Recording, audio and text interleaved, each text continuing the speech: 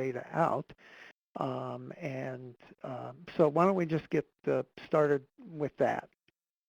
So Kara, if you would, thank you, she's switching to the Excel. So we're going to be sending this Excel file to the states, I think much in the same way that the previous PMO a little bit over a year ago. And this is as you can see along the bottom of the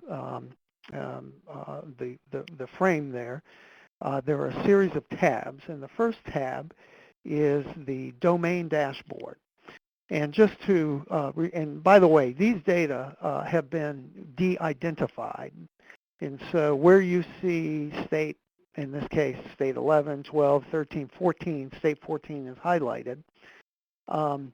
That's an actual state, and it will have the actual state listed there when we send it to the states. But since these data are preliminary, we didn't want to alarm states or members of this work group by showing you scores that are just that, preliminary. So this initial sheet shows the domain view. And so as individuals in the states are, they'll have their state data. And again, the purpose of this is both to give them a heads up about what the preliminary scores values look like, and simultaneously provide them with the data that we are using to calculate these index scores, so that if there are mistakes, they can identify them, possibly or hopefully. This view shows the overall index score and the 6 domains listed accordingly. So and it's an interactive kind of experience. So Kara, click on that number 1, health security surveillance domain, and you can see the change registered in the line chart. Now, let me say a little bit about what this line chart is showing. The orange line is, as shown below in the legend, the national value over 3 time periods for, in this case, the health security surveillance domain. Kara, could you go back up and click on the overall index? Thank you. Okay. Click on a different state, and let's get it out of the... Yeah, this is a good one.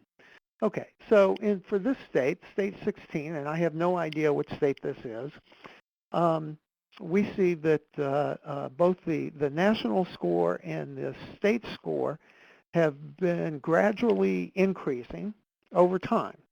And the way that we've constructed the index this time around is that it is the same framework, it is the same measures, it is the same everything, framework-wise, over all 3 time periods. The only change, the only difference between the 3 time periods will be the values of the individual measures. And so the blue line is state 16's values, overall index scores. And then the orange line is the U.S. value. That gray portion around the U.S. line is the 99% confidence interval. And so in this case, you can see by just looking at the line chart that state 16 is statistically significantly higher than the U.S. average in both 2014 and 2016. Now for 2013, if you just look at the line chart, it's kind of hard to tell because that dot and that thick line is sitting right on top of the gray area. But if you look down over into the bottom left-hand portion, the table, you see the specific numeric values that are being used to create this line chart. And so since the 6.45 is in the gray, is showing up as a gray cell, that's a signal that it is within that confidence interval. Kara, click on a different state and kind of show them how Yeah, so now the gray went away. Now it's for state 20. Let me see. I'm not sure why the whole thing is. I think, Carrie, you must have hit some kind of, there we go. Okay. Um, and you can just see how it's interactive, how it changes, and how the lines are changing. Now click through some of the different domains for state 21 and see how those are different. The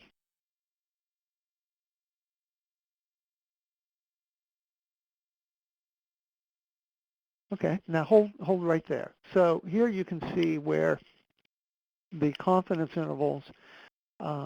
This obviously is a much wider confidence interval, and it's a function of the amount of variation in the variables in that domain. And more than likely, I have a feeling this is a function of the number of measures, and hence the wider confidence interval spread here. So, but in any event, it's capturing that in a very dynamic way.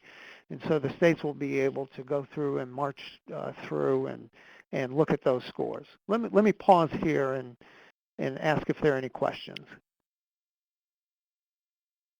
I had a couple of questions. This is Julie. Hey, Julie. First, was there a reason you chose 99% versus 95% confidence interval? Yes, we wanted the widest possible confidence interval. At least this time around, we wanted to make a confidence interval. We wanted to take the most conservative approach. And so we looked at 90, we looked at 95, we looked at 99, and even with 99, there's a pretty good distribution, at least with the preliminary data that we've been looking at. We're about to add in a whole bunch of new variables, so so that might change. But there's a good distribution of states both above and within and below. I'm not quite sure if it's 1/3, 1/3, 1/3, but it's pretty close. And initially going into it, I felt like we were probably going to have to go with a 90% confidence interval to make a more narrow band, so that we could have some states, a fair number of them above and below, and we found out that we could get that with 99.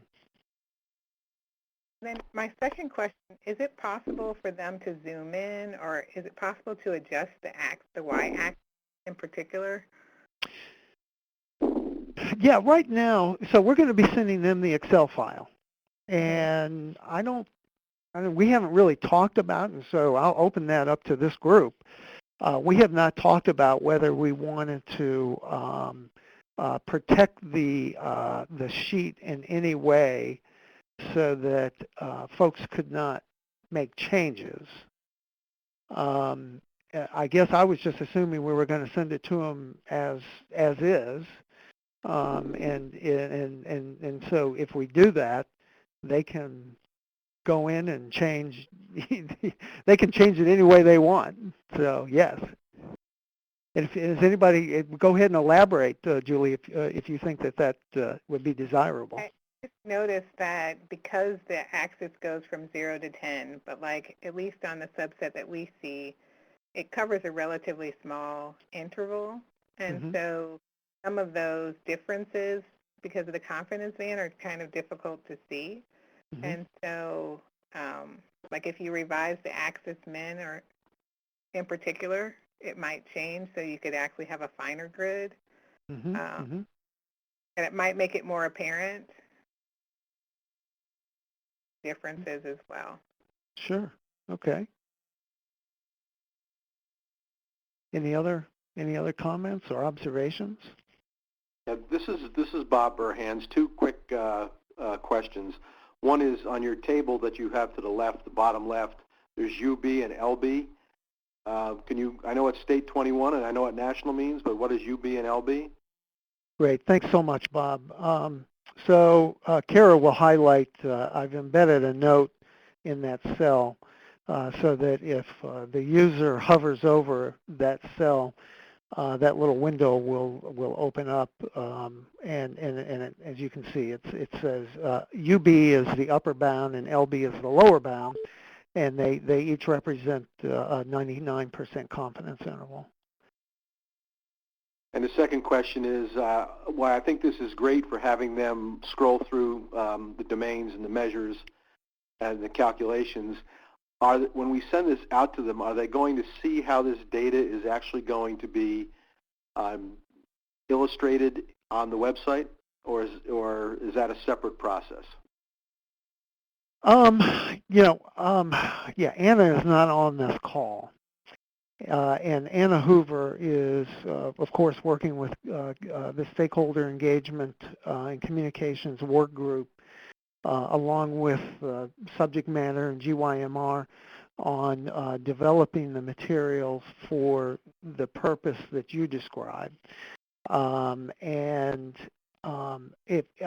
believe it is our intention to simultaneously provide them with some of the materials that group has been working on. They're actually meeting, they are planning to meet, I think, on March 18th, which is another 9 days, in Washington, D.C., in a face-to-face sit-down with all those folks to kind of hammer this out and figure out exactly what to provide to the states and in what manner. I know that GYMR and subject matter, they have been wringing their hands waiting for the final data so that they could create those materials. And Anna has been the intermediary between, us, the folks who are working with the data, and those who have been waiting on it. We've been waiting on it too, but those who've been waiting on it from a communications standpoint, and so they will get some kind of visual information, but at this point, I don't think that work group even knows exactly what that's going to look like. But the short answer is that they will have something in hand in addition to what you see here on the screen. It's just going to be really important that when you communicate what the tools that you're giving them, that they understand that what they see here may not be how it's going to be represented, and that the website design and visualization is separate, and this is a tool for them to be able to scroll through and understand their scores over the 3-year periods and being able to visually see the confidence levels, but that this may not be how it will ultimately be displayed. I think as long as you communicate that clearly, you're going to be all right. Right. Thank you, Bob. Any other comments, questions? This is James. In the 2016 measurements that were used for this were also then updated to show the trends for 20, correct? Like you went back and did the recalculations. Is that correct? Oh, yes, that's correct. Okay, just making sure. Okay. Yes. Yeah, the 2013 and 2014 scores that you see here are not the same values that were generated in the first 2 releases of the index. They are instead reflecting a recalculated score using all of the methodological changes that we have implemented for this version, as well as the new mix of measures. So it is okay to look and think about changes over time because we are looking at apples to apples to apples. Correct. I think that will just need to be a strong component of the message when it goes out, because I think from a state perspective, folks who have used it or have put it even into legislation, for example, are going to need to know that and need to know how to message. Yeah.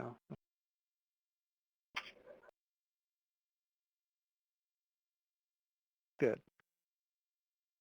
And this is Kara. There's one question that has come in through the chat, and you may have kind of answered it in some of the other questions and answers.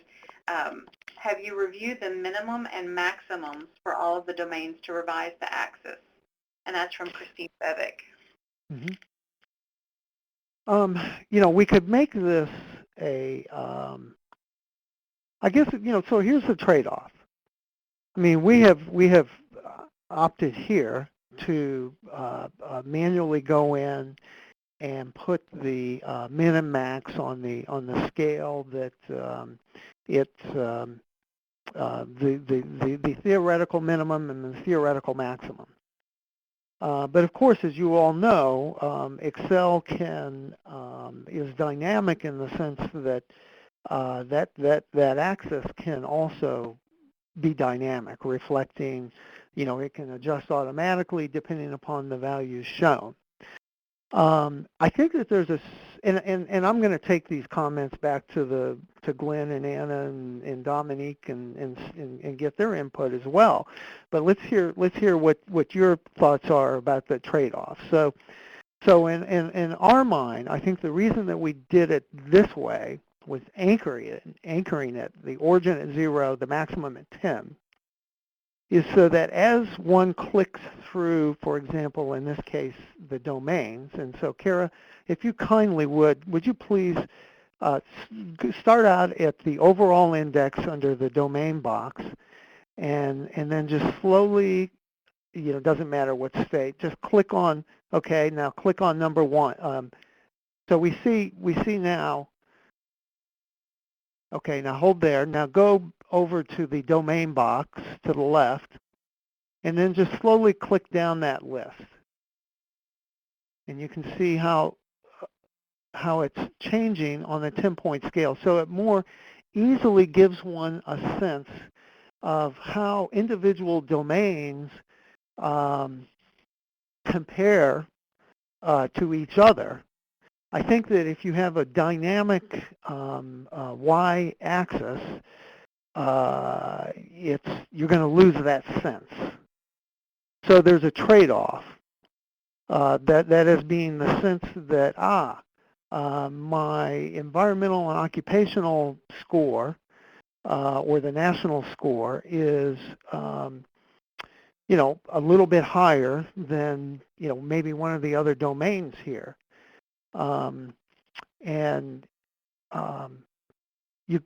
You lose that sense of perspective if that y-axis is changing every time you go from one domain to the next.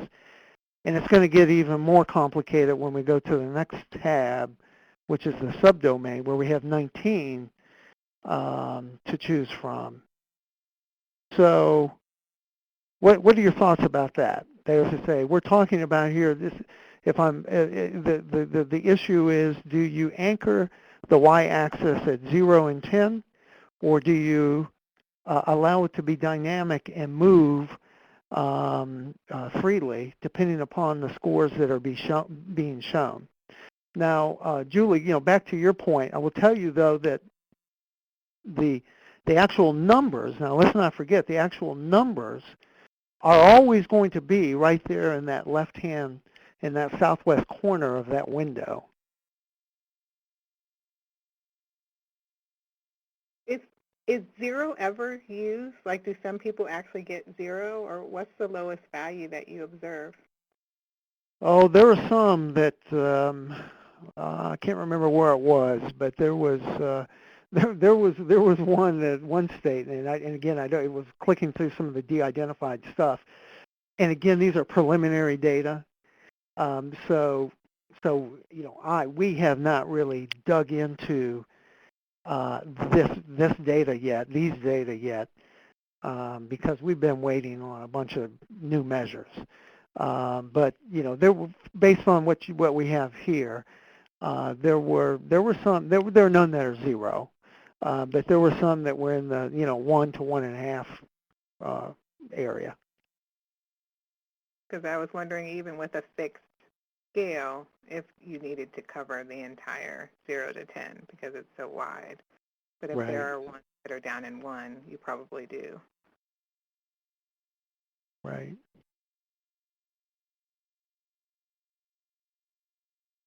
Any other comments? I see. So Mary McQueen has written in the chat box, with my work on the index, I feel that it should be the same between domains. The idea of consistency is so important.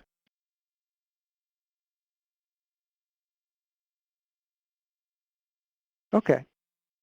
Kara, would you please click on the subdomain dashboard and the next tab, and this is set up exactly the same way as the domain dashboard, but we have previously, as you recall, there were 18 subdomains distributed among the 6 domains. In this case, now in the 2016 and going back 2014 and 2013, there is one additional subdomain, non-pharmaceutical intervention in the countermeasure management domain, and so there it is.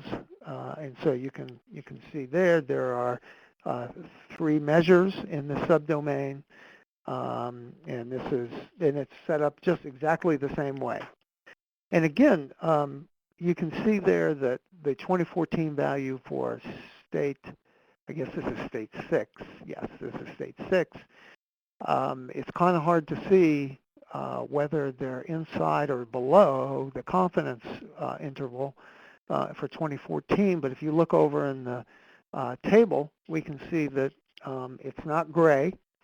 So that's our first signal, but if we actually look at the number and we see it's 3.63, and then go down and look at the lower bound value for the national average, it's 3.66. It's just below the lower confidence boundary of the national average, even though visually using this 0 to 10 scale, you can't really discern this, and that's a heavy line. I'm not sure if that's 1 or 2 point heaviness, but you can always look at that table and you can see. So same deal. We've got this. You can march through the subdomains here. You can look at your state. You can look at all the states, and you know how you trended over time. You know how you look relative to the U.S. And again, it's very dynamic. Here we see again for state 6 across these various subdomains. I guess in that case, that is home care. And you know, here's one right here, great example. They've got a 1.5 for mental and behavioral health, approximately 1.5. You can see the exact scores over down there in the left-hand corner. Now, so they're also going to want to know, and we're going to provide them with we're working on a methodological document, some text, some narrative to describe how, these scores were calculated and how we arrived at them. But then the actual data are also available and embedded in this Excel file. And so if you would, before you please. move on, ask a quick question. This is Julie. Hi, Julie. Hi. Is the 100th place practically meaningful? That's a great question. That's a great question. It's not meaningful. I could that's a great point. 2 decimal places is not particularly useful. The way that the scores are currently displayed on the website, I think we take them down to 1 decimal place. I think that's a fantastic point.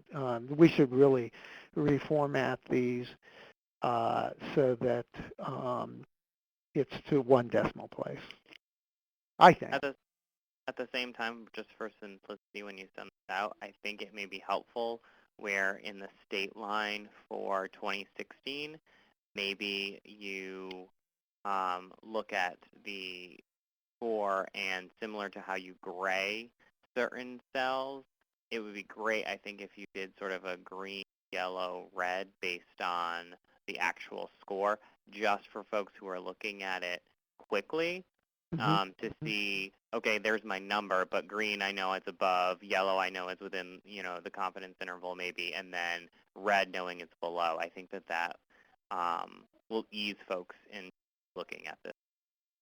So, we there's always been this.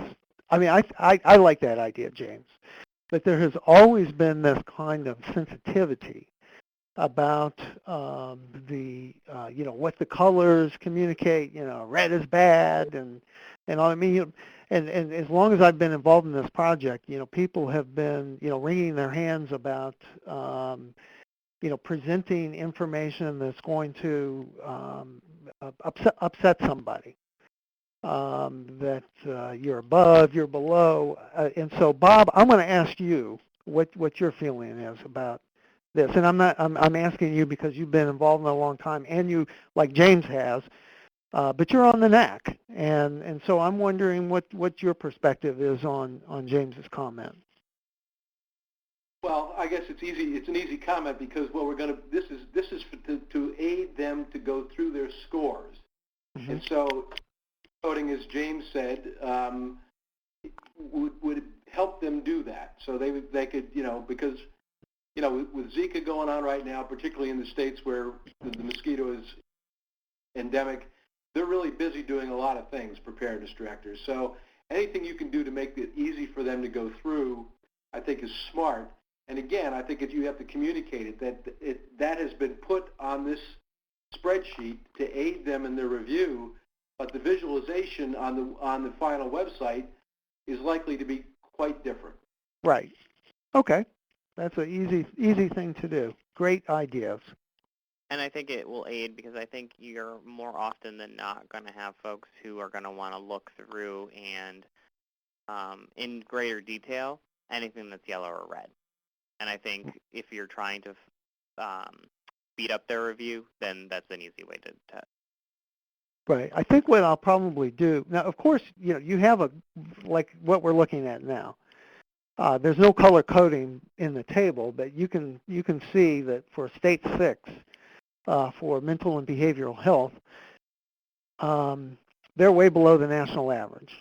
And so what I will do is I can conditional format the cells so that in this case they will pop out as a red background. Let's say you're below.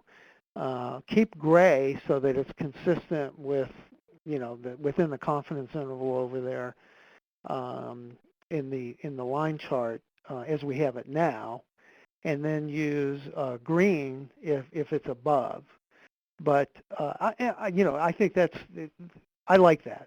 I'll do that. But at the same time, even if we didn't do that, in this case, they can just look at that in line chart, and they can oh well, I'm my state needs to work a little bit harder on mental and behavioral health. It looks like.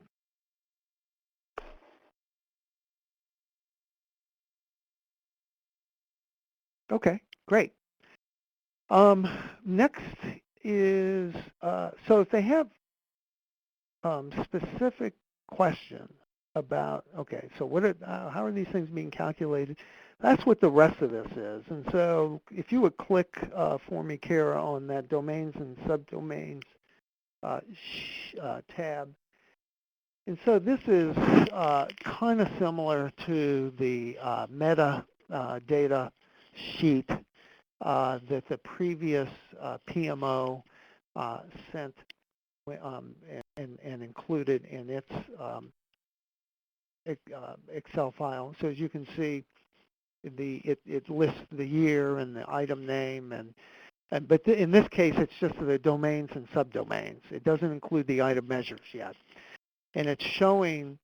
It's got a description of what this is and what the name of it is, and it's all the same as from previously, except for the addition of the non-pharmaceutical intervention subdomain within the countermeasure management domain. Otherwise, everything's the same.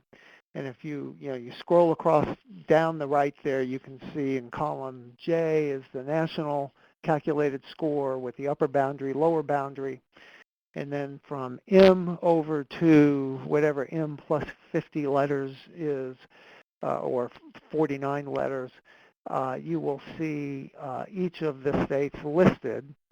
And by the way, let me just say that state 1 is not Alaska, and state 50 is not Wyoming in this case.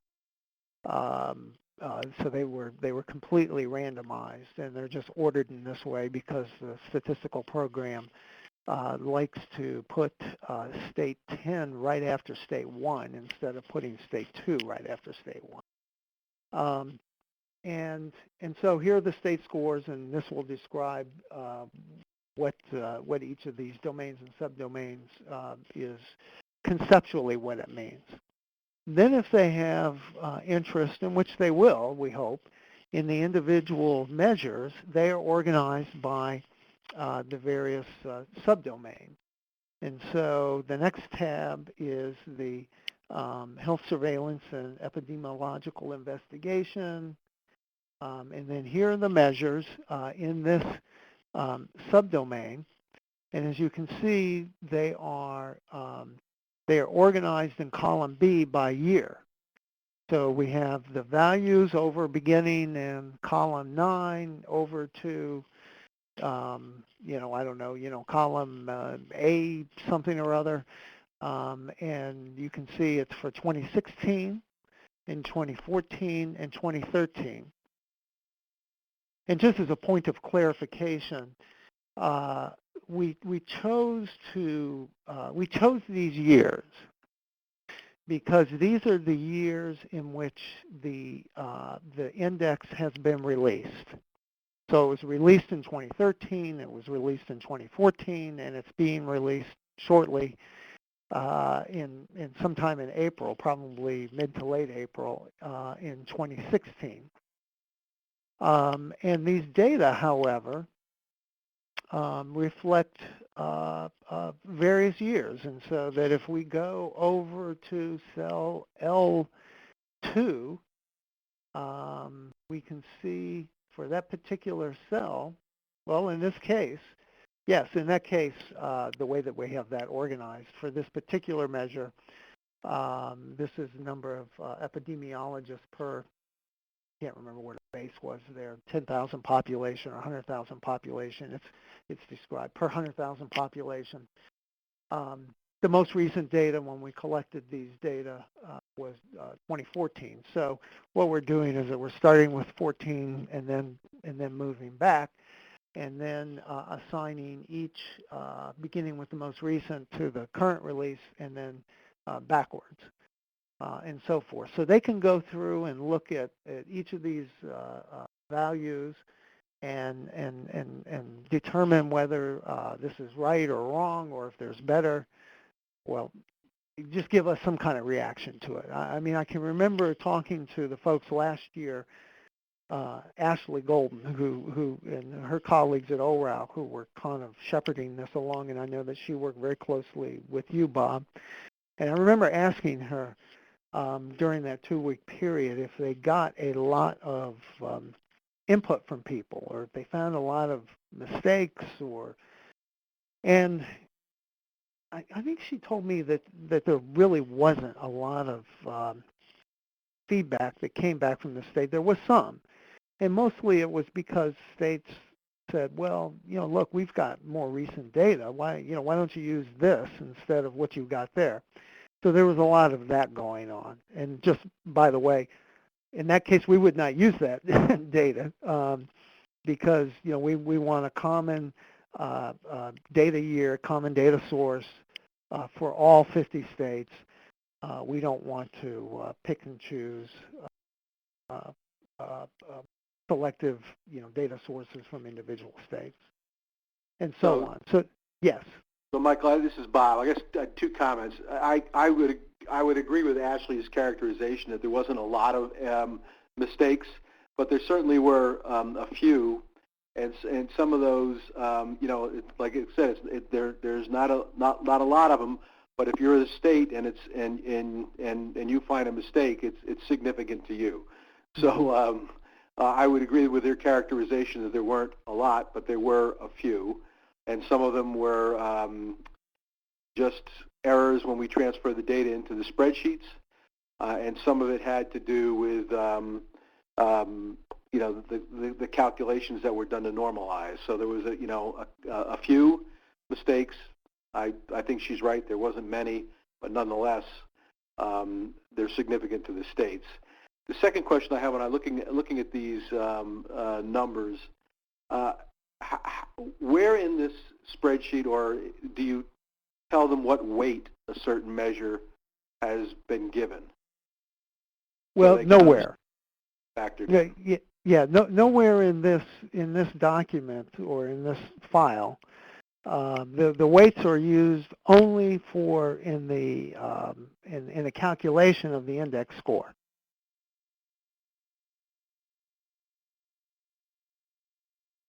Okay. Well, you may end up getting a few questions on that. So that may be a challenge, because they're not going to be able to see how these numbers necessarily roll up to give them their score. Right. I think that because in the past, as you know, we didn't have any weighting per se, so it was a fairly easy way for them to calculate up to see what their scores were. So I think when you send this out to them, you're just going to have to be very clear that that's not included in this, but that's not really subject to review as much as it is to just let them know that it's used to calculate the final index values, and that this is to make sure that they can take a look at the index values to make sure that they're accurately reflect the data source. So I'm writing in my in the method paper. I'm gonna talk to Glenn about this. We might want to include a table for each of the item measures showing the weight, not in this sheet, but rather we're working on a separate document that we're calling the methodological description document that will go through and describe the how we're doing this, and so maybe an easy fix here is to just provide a table by item measure that shows the weight, and so that might. And we should do that anyhow. I mean, there's no reason. It's not like that's a state secret. That's it's and if somebody wants to go through and do the math, and if they do that and they find that we've made a mistake with the math somewhere, then we'd want to know that too. And I agree that. Your initial point, I hope I wasn't conveying or signaling that, well, I wasn't too worried, not too many people find mistakes. I think that it's they're going to have it for 2 weeks, and believe me, I mean, I've worked with data long enough, and it's the kind of thing that keeps me up at night when I work in projects like this, is did I transpose? Did I punch in the wrong number? Did I do something really small that can cascade through the system and create problems down the line? And so I find this to be a very important process. Yeah, and again, like they've had 2 years of doing this now, so I think many of them are going to come to this and think that they're going to be going through the exact same process they've gone through in the previous 2 years. Practice leads to expectation. So I think it's just it's going to be important that you describe how to use this and the differences between the previous 2 years and this year's review, just so they have that context when they start. I have two questions. One related to that is, could you create a sheet that has the weights where these sheets values link to it so they could literally see, the calculation instead of them having to do the calculation, is one. And then the second is, are these anchored on your particular state? So like when I pull up this window, will my state be the first thing that I see and every other state's in the boxes beside it to make it easy to use? We have not done that, and actually I hadn't even thought about doing that. I mean, it's that, frankly, I mean, I think that it's going to be listed. It's going to be alphabetically listed. And so go back to the domain dashboard, Kara. And if you just go to the state box and kind of grab the slider on the right, it's somewhat obscured by there you can see, you can just kind of go through there and pick your state. I don't know if really anchoring them to a particular, I mean, we would have to create 50 separate Excel sheets and save it, highlight, anchor it to, Rhode Island and send it to James or his folks, and then a different one to New York. To me, this seems like it will work just fine. I mean, they can scroll up and down, and I mean that's my reaction to that. You could user interface, right, where you enter the state and then the code in VBA pulls up the link. I mean, it's not that you would actually have to do separate ones for every state, fairly. So you were saying just have a text, an input box where they would type in their state? Yeah, or like select their state, like even from a drop-down list, and then it could actually link into their particular state. I mean, it's not necessary, it's just a suggestion, but you wouldn't necessarily have separate sheets if you had the interface built in VBA. So perhaps a drop-down box instead of a scroll box or whatever this is called would be a little bit, although I could, okay. So I'm going to take that back to the group and just kind of get their reaction. I'm going to write that down.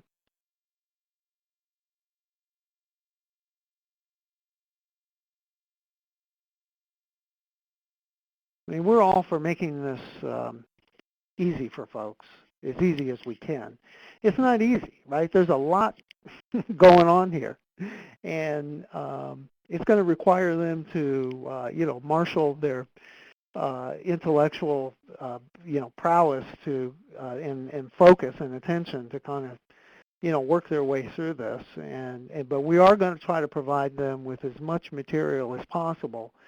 And I will tell you that the people at GYMR, which is the public relations group working for RWJF, are as well as subject matter. I mean, these people are very, very good. I mean, they are true professionals. And so one of the things that I know that they're going to be working on and creating is like a little whiteboard kind of video where they march through the methodological pieces of this. And so we're really trying to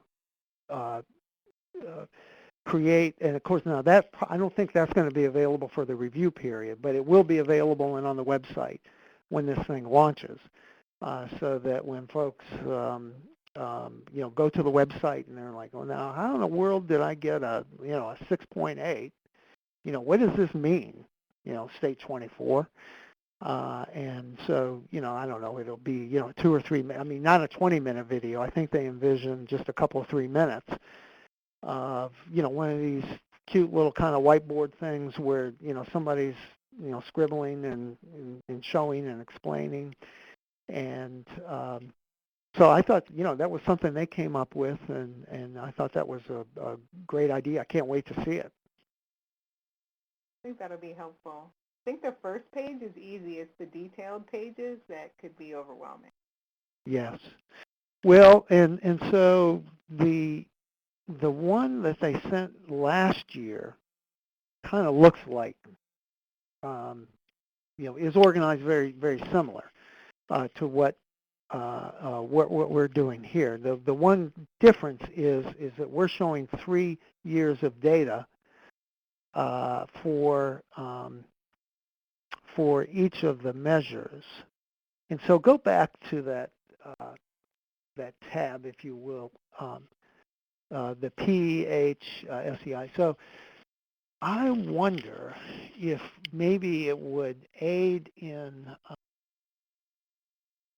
their kind of, cognitive organizational abilities if we shaded by year, so that all the 2016 measures are kind of, shaded, gray, and then they leave the 2014 white, and then go down to 2013 and shade those. Just as a kind of an organizational, a visual clue that, okay, these are different. I think any type of visual clues like that you give will be really helpful. Yeah. Because this is a lot of information. But in essence, it's not quite as much as it appears. Right.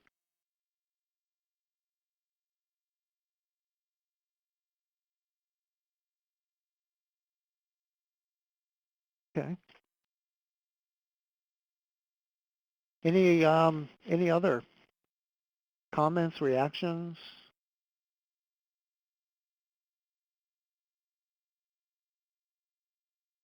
I think great job. Well, thank you. Was that you, James? Yeah. Okay, great. Thank you. All right. Can we go back to the PowerPoint presentation, please? Just as a reminder to folks, we are scheduling a joint meeting of the this work group and the model design work group for July 27th at RAND in Santa Monica. And it's a wonderful location. Hope that so kind of block that off on your calendar. This meeting is a go. Chris Nelson, the chair of the Model Design Work Group, has secured some space for us in the building there. And if you haven't been there, you should like it. And if you have been there, well, then you'll like it. Great place to visit. And if you have a lot of money, it's a wonderful place to live. And so finally, let's see here. The next slide, I guess I have the ability to do that. Okay. So here's the contact information. If there is anything else that you want to share with our team, there are the emails. You see my email there at the bottom. If there's something that you wanted to say, but you didn't get a chance, please, something you think of in a couple of days, please send me your thoughts, and we'll take them into consideration and more than likely implement them. I've gotten some really good feedback. I'm happy and grateful that you all participated in this call. And this time next month, we'll have the final thing together, and we should have. And so, any other comments, questions, concerns? All right.